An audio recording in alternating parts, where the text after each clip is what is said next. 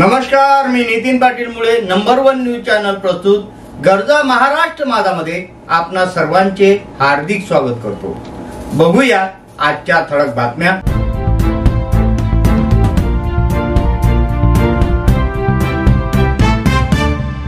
बघूया बातमी।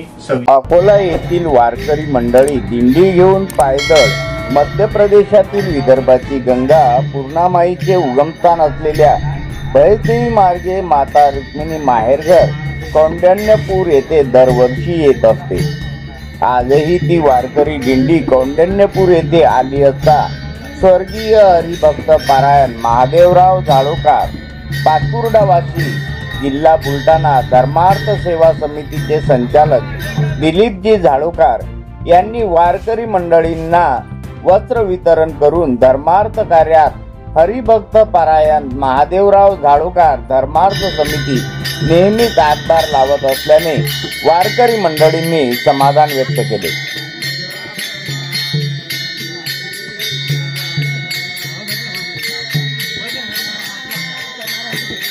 काळ सुख शांती कौंडण्यपूर तीर्थक्षेत्रात येणारे सर्व भाविक भक्त आनंदातच आहे। कौंडण्यपूर तीर्थक्षेत्र रुक्मिणी माता विठ्ठल रुक्माई अंबिका माता श्रीकृष्ण भगवंत या ठिकाणी आले। रुक्मिणी मातेला आनंदात द्वारकेला घेऊन गेले। या ठिकाणी ऋषीमुनी सुद्धा सर्व महान संत कौंडण्यपूर तीर्थक्षेत्रात चरणस्पर्श झाले आणि मुक्कामी सुद्धा राहिले आणि वैशिष्ट्य नावाची गंगा सुद्धा आहे। सर्व कार्यक्रम या ठिकाणी चालू राहतात। आषाढी एकादशी, कार्तिक एकादशी आणि सर्व अंबिका मातेच्या दरबारात दोन्ही नवरात्र आश्विन नवरात्र मध्ये सर्व भाविक भक्त आनंदात येतात। अखंड दीपोत्सव लावतात प्रत्येकाच्या नावानं। हा सर्व भक्ताचा आनंद आहे। चैत्रात सुद्धा हे कार्यक्रम चालू असतात आणि अन्नक्षेत्र सुद्धा चालू असतात। सर्व रंगराव बाबा कापरे या माध्यमातून आणि जयराम बाबा सदाराम महाराज यांनी सगळं पालखीचे सोहळे कौंडण्यपूर तिथं चालू केले, पण पंढरपूरपर्यंत पोहोचवले, मुक्ताबाईपर्यंत पोहोचवले, पूर्णामातापर्यंत आनंद सर्वांचा आहे। सर्व वारकरी आनंदात आहे। वारकरी येतात, दर्शन करून पालख्या आणतात आणि महाप्रसाद सुद्धा या ठिकाणी करतात, काली कीर्तन करतात, सर्व कौंडण्यपूरचा आनंद लुटतात। हा सर्व भाविक भक्ताचा आनंद आहे।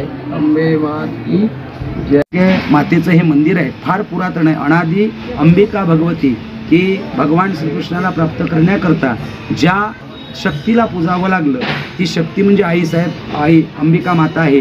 या मंदिराच्याही आजूबाजूला विकास कामाकरता सरकारने भरपूर निधी उपलब्ध करावा ही महाराष्ट्र तथा केंद्र शासनाकडे आमच्या वारकऱ्यांच्या वतीने प्रार्थना विनंती असेल व त्यांनी जास्तीत जास्त लक्ष कौंडण्यपूरच्या विकास कामाकडे लावावं ही आग्रहाची विनंती असेल। सरकारच्या तर्फे बरीचशी सुविधा करण्याचा प्रयत्न चालू आहे, पण ज्या गतीने प्रयत्न हवा त्या गतिमान पद्धतीने कौंडण्यपूरचा विकास होत नाही आहे।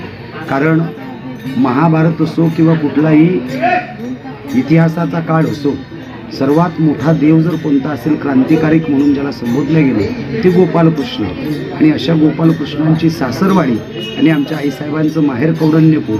जेवढा निधी पंढरपूरला मिळतो त्याच पद्धतीचा निधी कौंडण्यपूरला मिळावा आणि या कौंडण्यपुराचं हे विकासाचं काम या सरकारने आता करावं हीच सरकारकडे आमची मागणी आहे। महाराष्ट्र सरकारकडून तुम्हाला या ठिकाणी काही वाहतूक प्रवासी बसेस कौंडण्यपूरला काही महत्त्व जिल्ह्यातून दिल्या जाते का?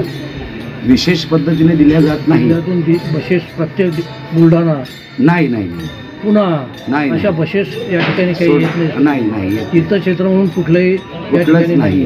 म्हणून माझी सरकारला एक विनंती असेल की कार्तिक सोहळ्याच्या वेळेला अकोला असेल, विदर्भातले वर्धा असेल, अमरावती असतील, बऱ्याच भागातून वारकरी हजारोच्या संख्येने लाखोच्या संख्येने इथे जमतात। महाराष्ट्रातूनच वारकरी या ठिकाणी जास्तीत जास्त प्रमाणात येतात।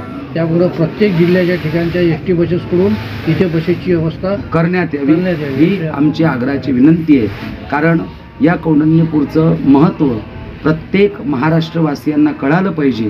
ते या अगोदर गरजेचं होतं, परंतु ते आता तरी कळावं याकरता या तीर्थक्षेत्राकडे, या महातीर्थक्षेत्राकडे सरकारचं जास्तीत जास्त लक्ष असावं ही वारकऱ्यांच्या वतीने विनंती.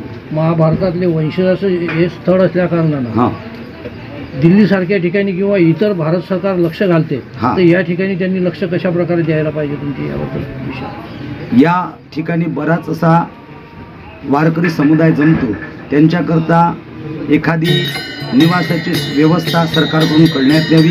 असे मोठी बिल्डिंग जशी पंढरपूरला राहण्याकरता वारकऱ्यांकरता भक्त निवास आहेत त्या पद्धतीने बांधावेत. स्वच्छतेच्या हेतूने वारीच्या वेळेला शौचालयाची बरीचशी अडचण जाते. ही अंबिके मातेचं संस्थान असल्यामुळे बऱ्याच वारकऱ्यांना, हजारो वारकऱ्यांना इथं कुठली अडचण येत नाही. पण विठ्ठल मंदिराकडे जर वारकरी राहिले तर शौचालयाची खूप मोठी अडचण आहे. म्हणून सरकारी शौचालय बांधावे, रस्ते बांधावेत. त्याप्रमाणे रस्त्यांवर दिवेबत्ती चांगली व्हावी आणि दिशा बोर्ड हां आणि रस्त्यानं सुद्धा जसं पंढरपूरला जाताना व आळंदीला जाताना जसं बोर्डावर नाव असते की आळंदी क्षेत्रात आपण प्रवेश करत आहात किंवा अयोध्येला गेले तर अयोध्येत आपला प्रवेश होत आहे, त्या पद्धतीने अमरावतीतून निघता हा मोठं बोर्ड असावं की कौंडण्यपूर या महातीर्थक्षेत्रावर आपलं सर्वांचं स्वागत आहे. वा रस्त्याची दिशा वर्धा साईडनं आणि अमरावती साईडनं सुद्धा वारकरी लोकांना कळावी याकरता जागोजागी बोर्ड असावेत ही आमची विनंती आहे. आणि रस्ता भरधाव असल्यामुळे वारकऱ्यांकरता ज्या वेळेला दिंड्या येतील आणि प्रशासनाच्या कडे दिंडींच्या माध्यमातून माहिती दिल्या जाईल त्यावेळेला दिंडीला संरक्षण म्हणून एखादा पोलीस सोबत असावा व पोलीस यंत्रणेनं सुद्धा मदत करावी ही आमची विनंती आहे. आपली वारी ही पंढरपूरची कुठल्या वर्षापासून आहे? आमचे गुरुवारी वैकुंठवासी रंगराव महाराज टापरे हे गेल्या 60 वर्षापासून 70 वर्षापासून वारी करतायत. आईसाहेबांची पालखी बऱ्याच वर्ष त्यांनी चालवली आणि आता श्री तीर्थक्षेत्र भजदई पूर्णामाता उगमस्थळ ते मध्य प्रदेश ते पंढरपूर ही वारी गत 48 वर्षापासून चालू आहे आणि त्या वारीमध्ये आम्ही कायम वारकरी म्हणून चालतो. पंढरपूरच्या वारीत पहिला क्रमांक या आपल्या वारीचा. हां, विदर्भातल्या आईसाहेबांचा पहिला नंबर येतो.